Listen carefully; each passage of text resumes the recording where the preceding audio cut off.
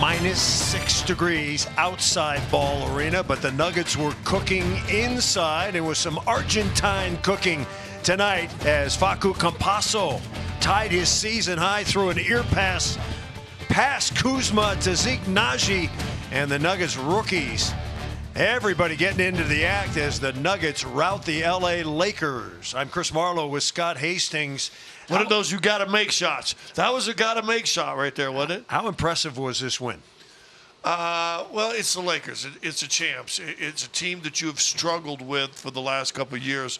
I think it's big, but it's still just one of 72. Now go take care of a road trip. All right. A confidence-building win is what Scott Hastings was actually thinking about. And, of course, the Nuggets led again by Nikola Jokic. He puts up a triple-double for the first time in 13 games. And he had most of it in the first half. Well, yeah, he didn't score in the second half, but all of a sudden he started rebounding and throwing assists. I mean, you could tell early he was on point with some of his passes, and he was always around the rim, and he did a good job of chasing those down. He scored when he needed to, especially in that second quarter. I thought he got real aggressive, or first quarter into the second quarter, got real aggressive, but we talked about before the game, there was 2 MVPs. One of them got a triple-double. All-Star voting ends on Tuesday, so continue to vote for Nikola Jokic wherever you are in the world watching. Of course, LeBron James, very close to a triple-double tonight. Didn't quite make it, and you thought he might have been searching for that triple-double tonight. I thought there was a couple times that third quarter, he looked like in fourth, he was kind of passing around. I'm like, he's not trying to drive. But listen, we mentioned, like I said a while ago, 2 MVP candidates, and LeBron James is always going to be that. In fact, when he retires, maybe they want to give the trophy, just put his name on it or something. But he was phenomenal. A lot of guys are tired of defending.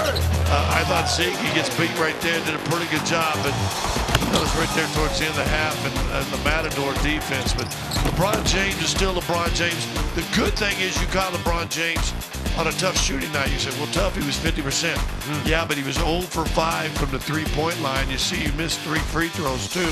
So LeBron wasn't shooting the ball like he's been shooting this year, and that helped Denver out. Lots of heroes for the Denver Nuggets, but we want to focus on 2 rookies. One of them, 29 from Argentina. The other one, 20 years old from the University of Arizona. Facu Campazzo and Zeke Naji, and both in their own ways, they were spectacular. Listen, every NBA season, injuries happen, things happen, and guys that you don't expect to play will play. It may last a game, it may last 2 weeks, it could last 3 weeks. And both these guys are outstanding. Listen, Campazzo is coming in there, and I know he's 29, but this is one of the greatest passes you'll ever see. That's one of those shots I say you got to make. He just did so many things. He's working on his shots, not a pure shooter. Naji, they said, well, we think he can be able to shoot the NBA 3 because he has good form and all that, but both those guys came in, put up different shots, different numbers.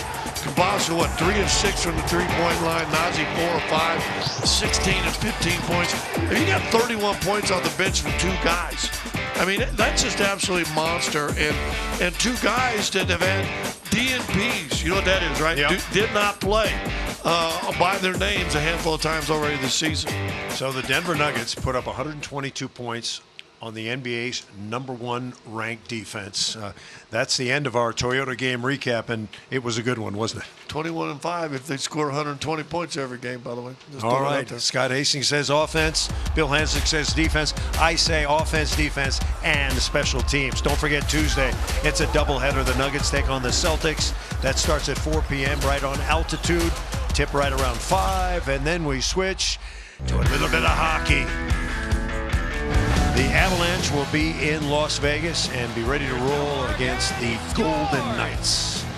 Well, that will do it for tonight. For Scott Hastings, I'm Chris Marlowe. See you.